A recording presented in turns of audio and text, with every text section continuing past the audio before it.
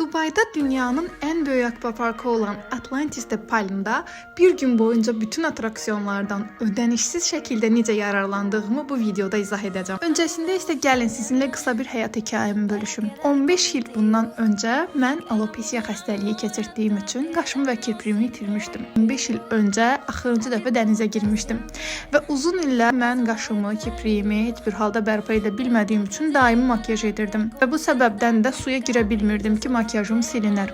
Bunun sayəsində make-up peşəkarına çevrilmiş olsam da bu durum məni narahat edirdi ki, yaz sezonunu, yay sezonunu çox sevirəm, amma dəyərləndirə bilmirəm.